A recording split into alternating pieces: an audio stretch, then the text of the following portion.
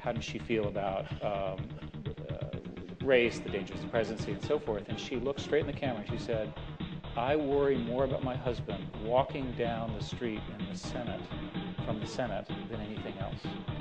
And at that moment, I understood the gap in perception between people of races in America.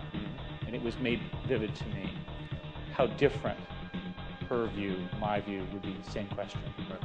Can you talk a little bit about that issue in America? Absolutely. Look, W.E.B. Du Bois said the problem of the 20th century is the problem of the color line.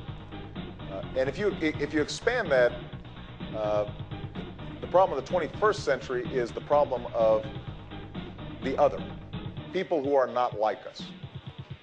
Whether it's in religious terms, if you go to Sri Lanka, it's what's been fueling a vicious civil war there, vicious civil war there, vicious civil war there, vicious civil war there, even though everybody looks exactly the same. Same in Northern Ireland, same in Northern Ireland, same in Northern Ireland, same in Northern Ireland.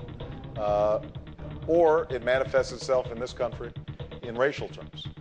And that it has always been a nagging problem. There have been reports just this week that African Americans feel more pessimistic than they have in a very long time. And there's statistics that bear out how they in fact have not kept pace when it comes to economic growth in this country.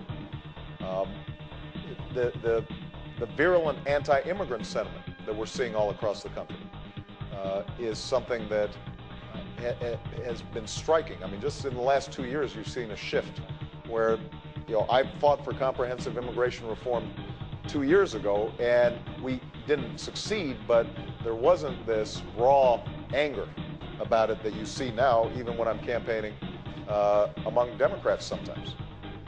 So part of what I believe I bring to this office is somebody who sees the world through a variety of different races. My mother was white, my father was African.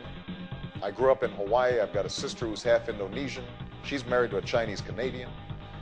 I've said... Sounds like Google. Yeah. It's family'd fit right in here, no doubt about it. But people talk about our federal budget deficit.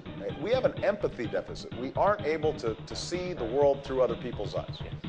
And that's what I think I can provide. Now, very concretely, what we need to do when it comes to issues of race, I think a lot of the tensions are tied to economics. African Americans and Latinos are much more likely to be unemployed, employed in lower wage jobs, will not have health care, be in substandard schools, drop out of school. So on every indicator, they're doing worse.